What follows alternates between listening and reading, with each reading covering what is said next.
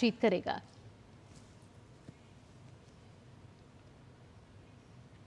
प्रधानमंत्री नरेंद्र मोदी की अध्यक्षता में हुई कैबिनेट बैठक में कल बड़े बड़े फैसले लिए गए।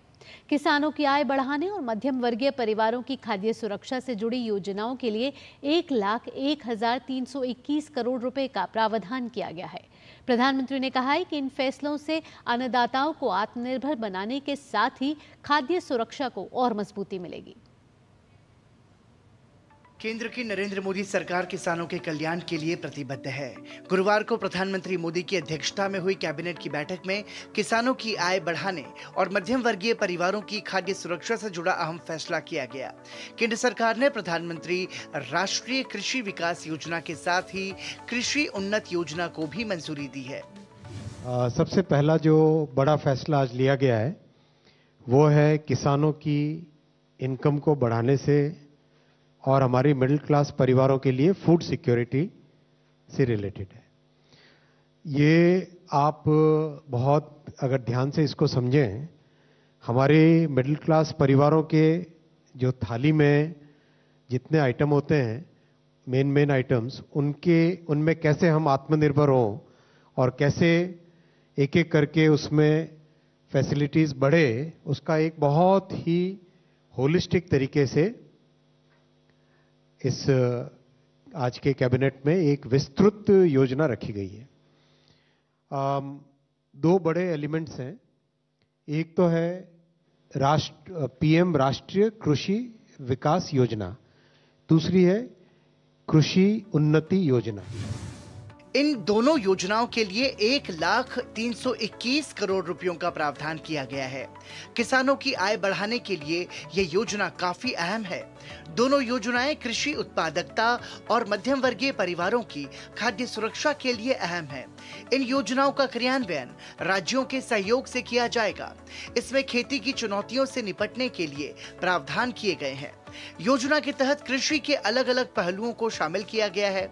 इसमें कृषि के लिए उन्नत तकनीक पर फोकस है, तो साथ ही डिजिटल तकनीक और एआई के इस्तेमाल पर भी फोकस है। इसका उद्देश्य खाद्य सुरक्षा के जरिए किसानों की आय बढ़ाना है। इसमें मृदा स्वास्थ्य और मृदा उर्वरता बढ़ाने पर जोर दिया गया है। National mission on edible oils, oil seeds का सरसों हो गई, आपके सोयाबीन हो गया, मूंगफली हो गई, और भी कई सारे ऑयल सीड्स हैं।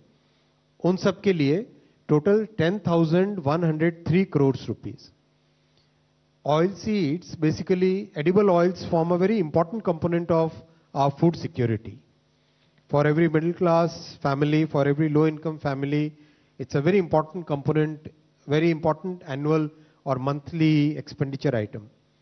इसमें हम कैसे प्रोडक्शन बढ़ा के प्राइस को स्टेबलाइज करें और जो कंटिन्यूसली हमारी रिक्वायरमेंट इंक्रीज हो रही है देश में, उसको कैसे हम मीट करें अपनी खुद के प्रोडक्शन से।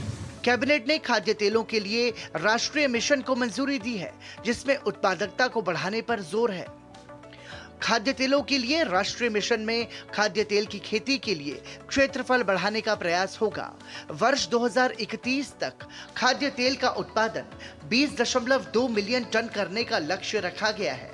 कुल मिलाकर इन दोनों योजनाओं में कृषि के अलग अलग पहलुओं को शामिल करके किसानों को सशक्त बनाने पर जोर दिया गया है। शैलेंद्र मिश्रा के साथ bureau report, DD news. PM Modi की अध्यक्षता में केंद्रीय मंत्रिमंडल ने मराठी, प्राकृतिक, असमिया, बंगाली और पाली भाषा में को शास्त्रीय भाषा का दर्जा देने का फैसला लिया है। इस फैसले से इन भाषाओं के प्रति जागरूकता में इजाफा होगा। इन भाषाओं में रिसर्च को बढ़ावा मिलेगा। जो छात्र इन भाषाओं को उच्च शिक्षा के लिए विषय के तौर पर पढ़ेंगे, उन्हें स्कॉलरशिप का लाभ भी मिल सकेगा। विश्वविद्यालयों में इन भाषाओं की पढ़ाई के लिए नए कोर्स शुरू हो सकेंगे। इन भाषाओं की पढ़ाई करने वाले छात्र छात्राओं के लिए रोजगार के अवसर भी बढ़ेंगे। इन भाषाओं को डिजिटल प्लेटफॉर्म पर भी बढ़ावा मिल सकेगा।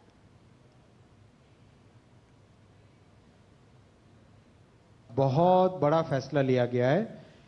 5 लैंग्वेजेस को क्लासिकल लैंग्वेजेस के लिए अप्रूव किया गया है। 5 लैंग्वेजेस, मराठी, पाली, प्राकृत, असमीज और बंगाली, इन 5 लैंग्वेजेस को क्लासिकल लैंग्वेजेस का दर्जा दिया गया है।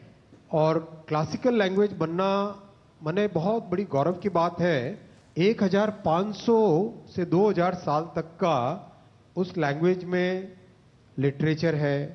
उन सब नॉलेज टेक्स्ट को, प्रोज टेक्स्ट को, कई जगह पोएम्स है, कई जगह एपिग्राफिकल इंस्क्रिप्शनल एविडेंस है।